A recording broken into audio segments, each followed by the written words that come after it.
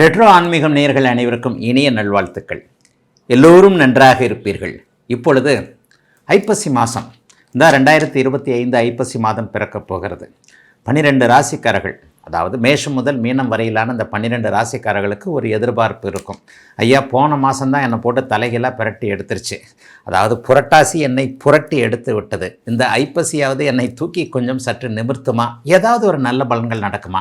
பெருசாலாம் நான் அப்படிலாம் ஆசைப்படலைங்க. நான் ஒன்றும் அப்படி கோடீஸ்வரன் ஆகணும், ஆயிரக்கணக்கான கோடிகளை சம்பாதிக்கணும், அப்படி சம்பாதிக்கணும், இப்படி சம்பாதிக்கணும், அப்படிப்பட்ட காரில் போகணும், இப்படிப்பட்ட பங்களாவில் இருக்கணும்லாம் நான் எதிர்பார்க்கலைங்க. நான் எதிர்பார்ப்பதெல்லாம் ஒரு கௌரவமான, சந்தோஷமுள்ள, நிம்மதியான ஒரு கணவன், மனைவி, குழந்தைகள் அப்படின்னு ஒரு குடும்பம், ஓரளவிற்கு நல்ல விதமான அமைப்புகளை மட்டும்தான் நாங்கள் எதிர்பார்க்குறோம். பேராசையெல்லாம் படலைங்க. எப்படிப்பட்ட ஒரு எண்ணங்கள் உள்ள எங்களுக்காவது இது நல்லா இருக்குமான்ற ஒரு பெரிய எதிர்பார்ப்பு இப்போது நிறைய பேருக்கு இருக்கும். அதுவும் ரெட்ரோ ஆன்மீகம் சேனல் நேயர்கள் எல்லாருமே ஆன்மீகத்தில் ரொம்ப பெரிய ஈடுபாடு உள்ளவங்களாக வேறு இருப்பீங்க. அந்த கோயிலுக்கு போகலாமா, இந்த கோயிலுக்கு போகலாமான்ட்டு. உண்மையிலேயே ஜோதிடம் இந்த ஆன்மீகத்தை பற்றி சொல்வது என்ன? நீங்கள் எந்த கோவிலுக்கு போனாலும் இறையை வணங்கினால் மட்டுமே போதுமானது. எந்த ஒரு கோவிலாக இருந்தாலும் எல்லா இடத்துலையும் இருக்கிறது ஒரே மூலவன் தானே. அரண் என்று சொன்னால் என்ன, அரி என்று சொன்னால் என்ன, எல்லாம் ஒருவரே என்கின்ற தத்துவத்தை உள்ள நம்முடைய அதி உன்னத உலகின் மேலான இந்த இந்து மதத்தில் இறைவனை கும்பிட்டால் மட்டுமே அது நிறைவான ஒரு பரிகாரமாக இருக்கும். ஐப்பசி மாதத்தில் முக்கிய நிகழ்வுகள் என்னவாக இருக்கும்?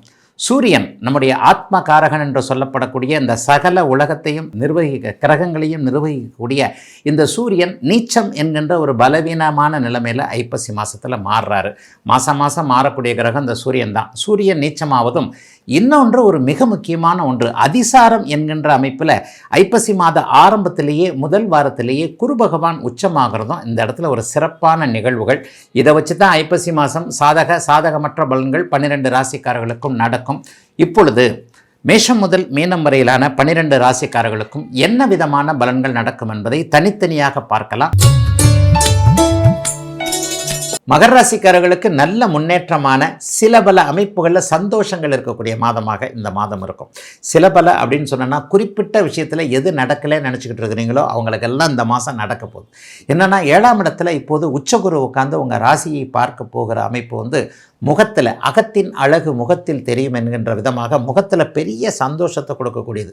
ஐயா, 7.5 சனி முடிஞ்சிருச்சுன்னு சொல்கிறீங்க, எனக்கு ஒன்று கூட நடக்கலை, ஒரு இடத்த ஒரு விஷயத்தை இப்படி நகர்த்த முடியல, நீங்கள் தான் சும்மா ஒவ்வொரு வீடியோமே சொல்லிக்கிட்டு இருக்கிறீங்க மகர ராசி அப்படி இருக்குது இப்படி இருக்குது, நான் ஆகா ஓகன்ட்டு அடப்போங்கப்பா அப்படின்னு நினைக்கிறவங்களுக்கு கூட இந்த மாதத்திலிருந்து நன்மையான மூமெண்ட், நன்மையான நகர்தல்கள் இருக்கக்கூடிய அருமையான மாதமாக இந்த மாதம் இருக்கும். ஏன்னா 3ஆம் இடத்துல 7.5 சனி முடிந்துவிட்ட நிலையில் இருக்கக்கூடிய உங்களுடைய ராசிநாதனை இப்போது உச்சகுரு பார்க்க போவது என்பது மிகப்பெரிய யோகம்.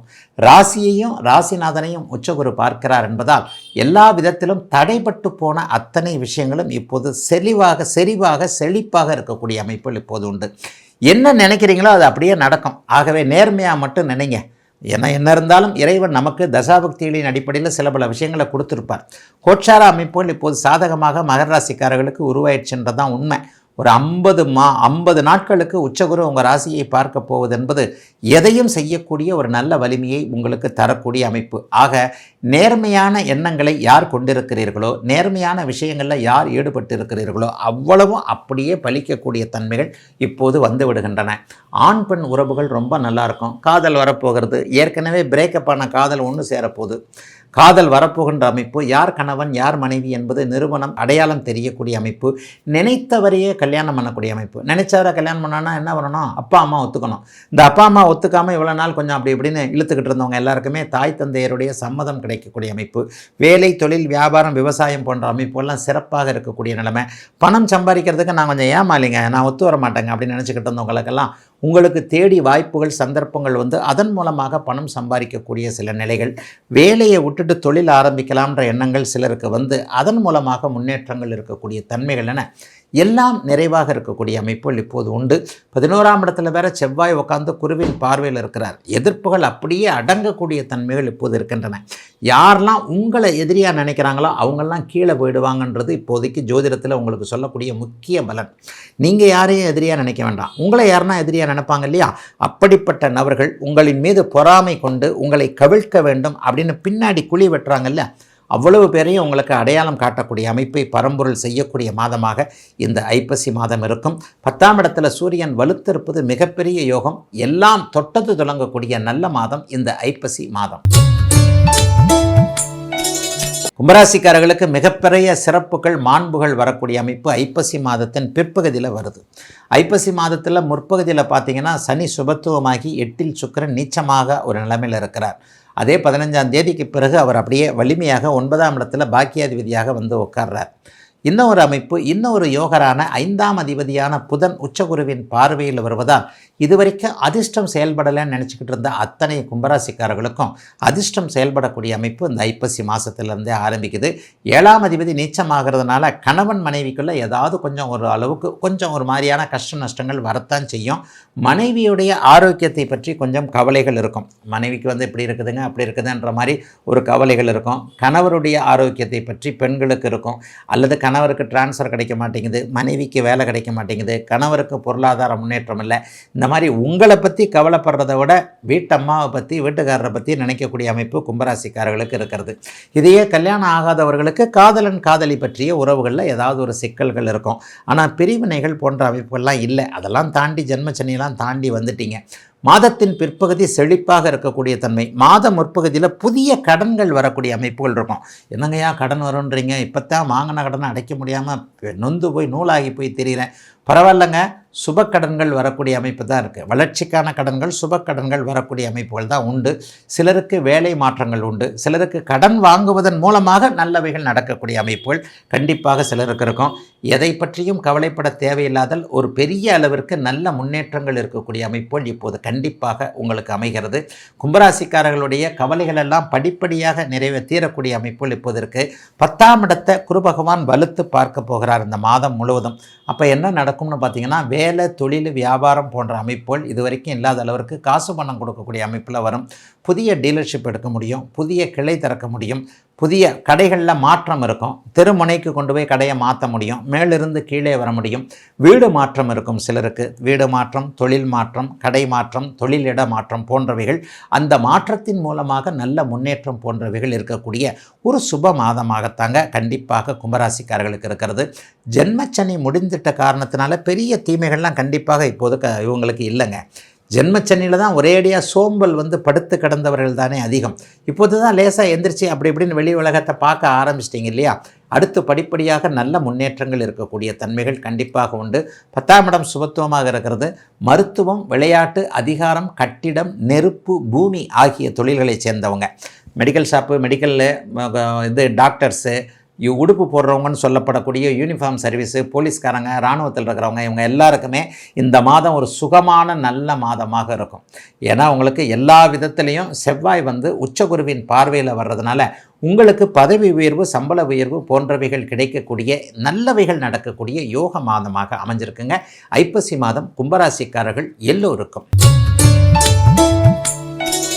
உண்மையை சொல்லப்போனால் ஜென்மச்சனியின் ஆதிக்கத்தினால் மீனராசிக்காரர்கள் பெரும்பாலோர் ஏதாவது ஒரு கலக்கத்தில் என்னங்க இப்படி நடக்குதுன்ற எண்ணத்தில் தான் இருக்கிறீங்க. குறிப்பாக உத்திரட்டாதி நட்சத்திரக்காரங்க நல்லா இல்லை.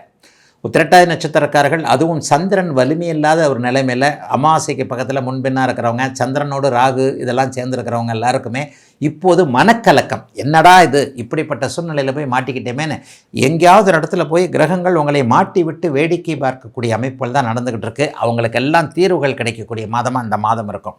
அப்படி என்னங்க பெரிய அளவில் தீர்வுகள் வரப்போகுது? உங்களுடைய ராசிநாதன் 5ஆம் இடத்தில் உச்சம் என்கின்ற அமைப்பை அடைந்து ராசியில் இருந்து உங்களை வருத்தி கொண்டிருக்கின்ற, அள வைத்து கொண்டிருக்கின்ற, கலங்க வைத்து கொண்டிருக்கின்ற, குழம்ப வைத்து கொண்டிருக்கின்ற இந்த சனியை உச்சகுரு பார்ப்பது என்பது மிகப்பெரிய ஒரு மேலான ஒரு அமைப்பு. ஆக மீனராசிக்காரங்க ஒரு தற்காலிகமாக ஒரு 50 நாளைக்கு ஒரு பெரிய ரிலீஃபாக அடையக்கூடிய அமைப்புகள் இப்போது உண்டு. புரட்டாதி நட்சத்திரமாக இருக்கட்டும், உத்திரட்டாதி நட்சத்திரமாக இருக்கட்டும், ரேவதி நட்சத்திரமாக இருக்கட்டும், இந்த 3 நட்சத்திரக்காரர்களுக்கும் ஓரளவிற்கு இப்போது இருக்கக்கூடிய மனக்கலக்கங்கள் விலகக்கூடிய தன்மைகள் இப்போது வருகிறது.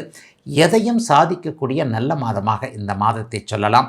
10ஆம் அதிபதி உச்சமாகி 9ஆம் அதிபதி குருவின் பார்வையில் இருப்பது என்பது பெரிய யோகம். அப்பா அம்மா கிட்ட இது வரைக்கும் இருந்து வந்த பிரச்சனைகள் விலகக்கூடிய அமைப்பு இருக்குது. அப்பா அம்மாவாக ஆக முடியாமல் திருமணமாகி கொஞ்சம் வருஷமாச்சு குழந்தை கையில் இல்லையே என்றவங்களுக்கு பூரணமான புத்திர பாக்கியம் கிடைக்கக்கூடிய அமைப்பு, புனிதமான கருவுறுதல் நடக்கக்கூடிய அமைப்பு, மருத்துவம் பலிக்கக்கூடிய அமைப்புகள்லாம் இப்போது இளம் தம்பதிகளுக்கு நடக்கக்கூடிய அமைப்புகள் இப்போது உண்டு. வேலையில் கொஞ்சம் ரொம்ப ஹெவி ப்ரெஷராக இருந்தவங்க, ஆணால் பெண்ணுக்கு தொல்லை, பெண்ணால் ஆணுக்கு தொல்லைன்னு எதிர்பாலனத்தவரால் தொல்லைகளை அனுபவித்து கொண்டிருந்த, வெளியே சொல்ல முடியாத அளவிற்கு மன துன்பத்திலிருந்து வந்த அத்தனை மீன ராசிக்காரர்களுக்கும் அதிலிருந்து நல்லவைகள் நடக்கக்கூடிய அமைப்புகள் இப்போது வருகின்றன. பெரிய அளவில் ஒரு 50 நாள் 60 நாளைக்கு அதுக்கப்புறம் பிரச்சனை வருவாங்க, அப்போ பார்த்துக்கலாம். வாழ்க்கை என்பதே டே பை டேயாக நகர்த்துறது தான். அடுத்த வருஷம் நான் கஷ்டப்படுவேன்னா நினச்சிக்கிட்டு இப்போ மனசில் கஷ்டம் இருந்ததுன்னா இப்போ அதை நினச்சிக்கிட்டே இருந்தோம்னா நம்ம வாழவே முடியாது.